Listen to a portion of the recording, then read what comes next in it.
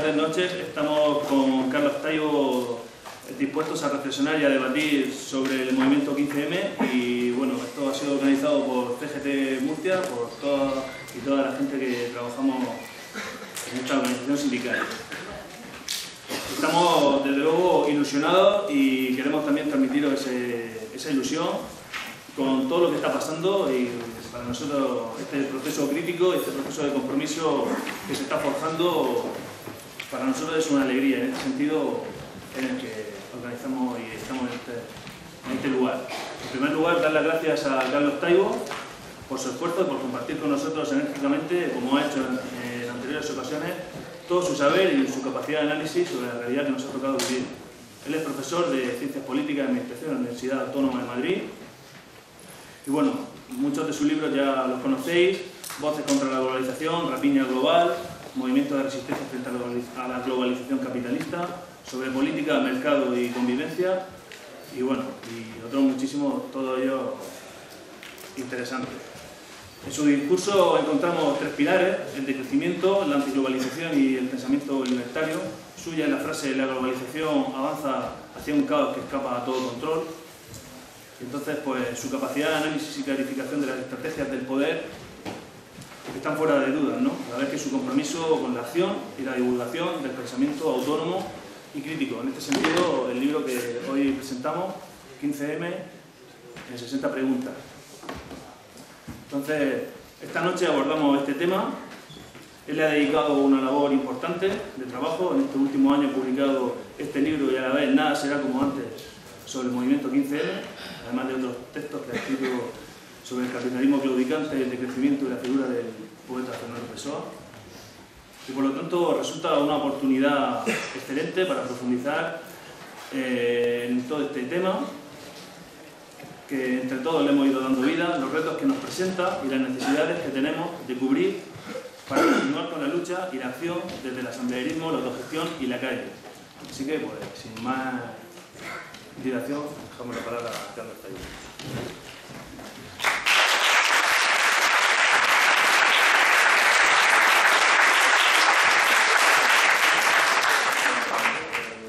Muchas gracias y buenas tardes a todas y a todos.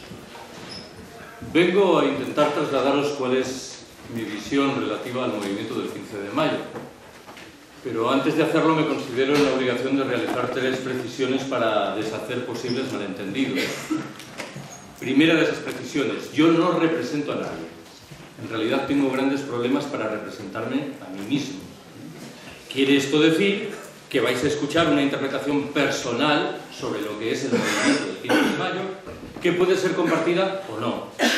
Segunda de esas precisiones: por detrás del movimiento hay debates muy complejos y yo no tengo respuestas para todas las cuestiones que se plantean.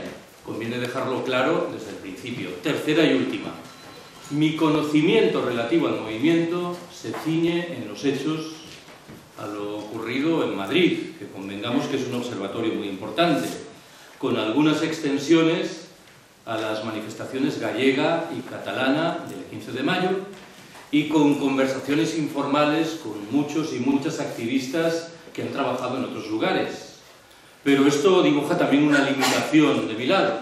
No puedo presumir de tener un conocimiento cabal de un movimiento que eventualmente se despliega conforme a pautas distintas según los lugares.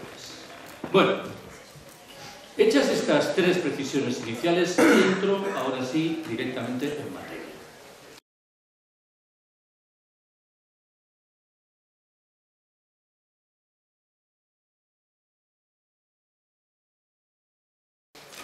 Primera apreciación que quiero haceros: ¿por qué, a mi entender, el movimiento del 15 de mayo ha tenido un éxito inusitado allí donde fracasaron otras iniciativas aparentemente similares?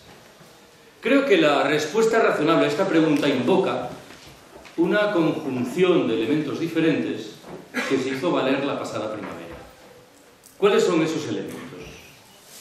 El primero me obliga a invocar la capacidad de trabajo, el talento táctico, el uso inteligente de las redes sociales que mostraron quienes convocaron las manifestaciones del 15 de mayo y quienes asumieron el despliegue de las acampadas posteriores.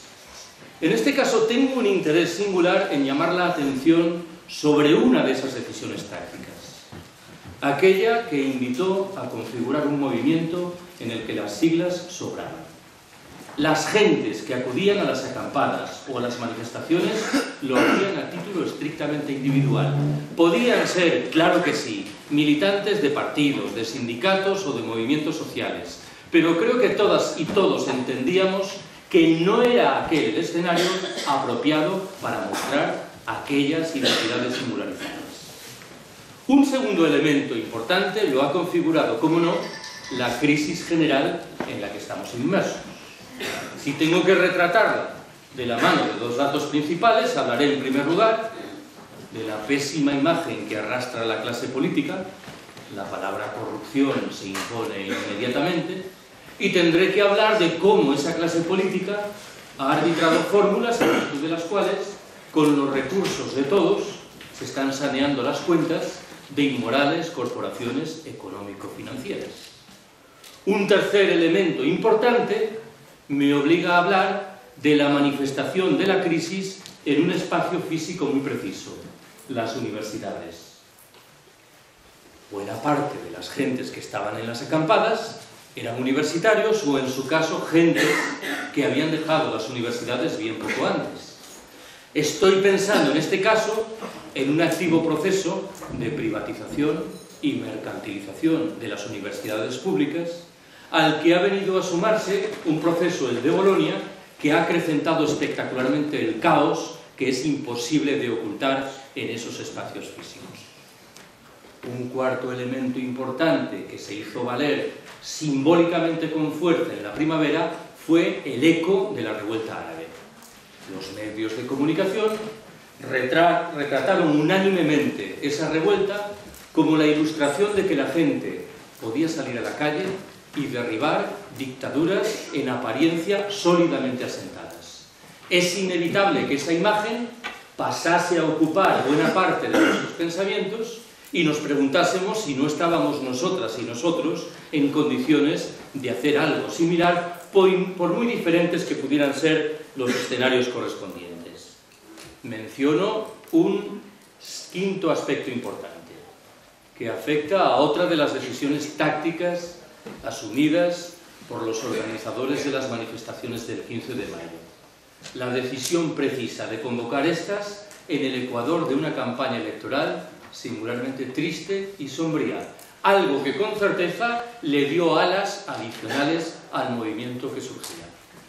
Un sexto factor importante, importantísimo, es el trabajo de años, de decenios, de lo que voy a llamar los movimientos sociales alternativos, que generaron el escenario propicio para que un movimiento de esta naturaleza cobrase cuerpo. Entended bien lo que quiero decir. Mi tesis es que el movimiento del 15 de mayo es literalmente inexplicable sin el trabajo previo de esas instancias. Ahora bien, en ese movimiento se hizo valer algo que estaba más allá de esas instancias. Una realidad novedosa que afortunadamente se sumó y permitió que germinase esa semilla plantada durante mucho tiempo. Menciono un séptimo y último factor: el propio éxito inesperado del movimiento. Estoy anunciando una obviedad.